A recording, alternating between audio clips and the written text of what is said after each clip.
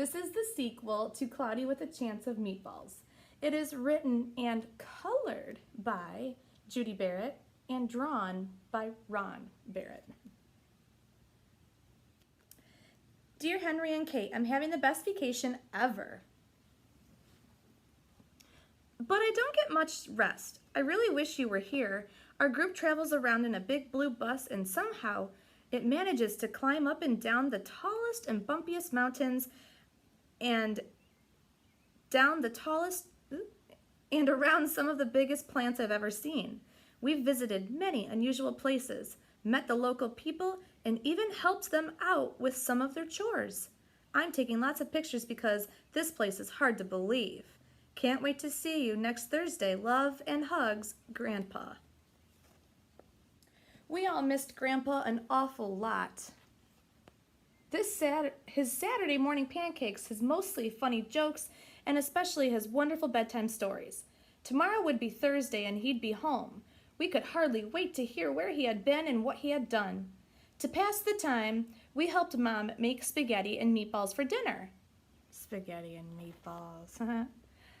Henry made the largest meatballs we'd ever seen. They barely fit into the pot. Mom thanked us for helping, but asked that the meatballs be much smaller next time.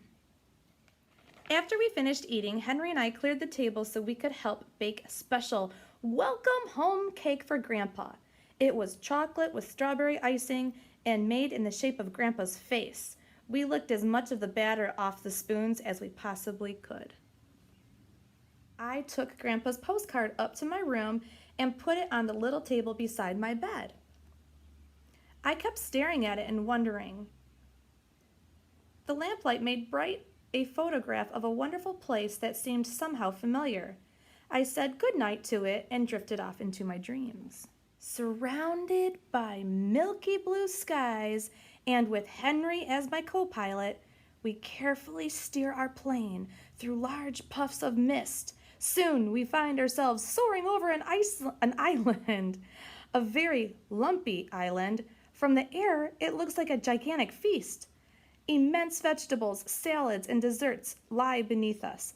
The mountains look like huge loaves of bread. We decided to take a closer look and prepare ourselves for a bumpy landing, avoiding some broccoli and narrowly missing a tremendous hamburger on the oversized bun. We come down and taxi on what appear to be a giant strips of crispy bacon. Henry and I step down from the plane and look around in awe. Before us lies a strange but wonderful landscape. We are surrounded by larger-than-life vegetables. Nearby is a lake that smells like breakfast, bordered by leafy jungles of lettuce and resembles a tossed salad. We try to keep our balance as we walk around the top of a gigantic bagel and past a forest of towering carrots. One is pierced by a tunnel large enough for a car to drive through.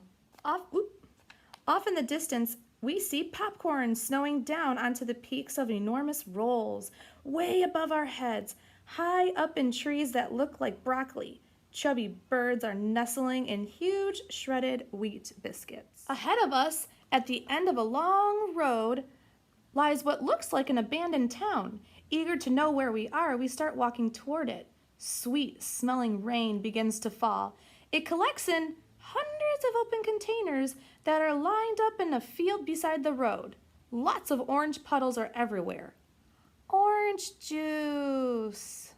All of a sudden, we find ourselves standing in the shadow of a giant tuna fish sandwich being delicately airlifted by helicopter. In the distance, another helicopter races off with a jumbo pickle in tow. When we reach what is left of the town, we see the remnants of a sign welcoming us to a place called Chew and Swallow. Somehow, I know I've heard that name somewhere before. We walk through the entire town in amazement. Up ahead, lots of workers wear helmets and dressed in matching uniforms are loading huge potatoes onto a truck. A forklift. Ooh, other trucks sag under the weight of immense artichokes, enormous eggplants, and massive peas and carrots.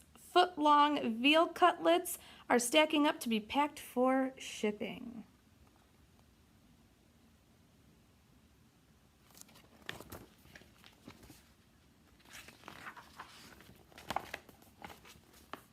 To the east, the weather is changing, and we can see sandwiches raining down as soon as they land. They are piled up neatly, ready for shipment on a freighter anchored down by the shore. Large reservoirs of milk and cream flow into extra large containers, which are lined up, ready to be loaded into a ship. Printed on the sides of the truck are the words, "Falling Food Company, large food for large and small countries, free." One of the workers tells us that Chew and Swallow used to be a very ordinary little town, except that instead of weather, food rained down from the sky for breakfast, lunch, and dinner.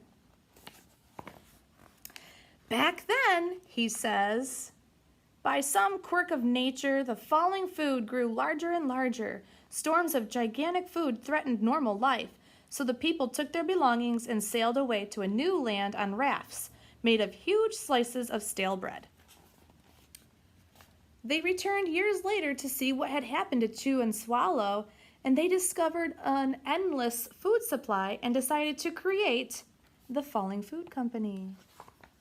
Now, daily shipments are made to all parts of the world, from the smallest towns to the largest cities.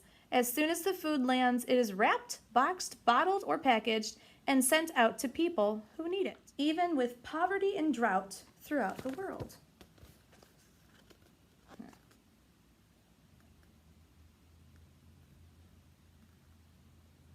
There is always enough food for everyone. Henry and I think this is a great idea. We wish we could stay and work here, but I don't think they were hiring kids. It's getting late and we hate to leave, but we really have to be heading home. Mom's expecting us for dinner. The workers give us a 2-foot wide chocolate chip cookie, which we carry back to the plane. It just barely fits through the door. We buckle up, I rev the engine, and we start rolling down the bacon runway.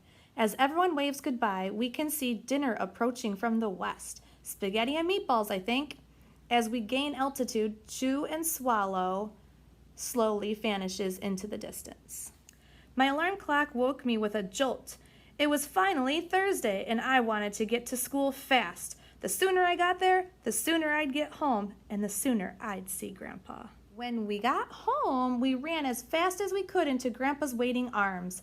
"I brought back something for you," said Grandpa, and he gave each of us a very large box containing a chocolate chip cookie he had gotten on his trip. They were the biggest we had ever seen, almost 2 feet wide. Mom made Grandpa's favorite dinner, chicken and dumplings, and we surprised him with our special welcome home cake. He chose the slice with the mustache. By the time dinner was done, it was late and Grandpa was tired. When he was all tucked in bed, we knocked on his door to give him an extra good night kiss. Then I told Grandpa the most wonderful tall-tale bedtime story he'd ever heard. It began, surrounded by milky blue skies and with Henry as my co-pilot, and Grandpa stayed awake till the very end. Then he looked at us with a very funny glint in his eye and said, "Wait till I show you the pictures I took on my trip." And then he drifted off into his own wonderful dream.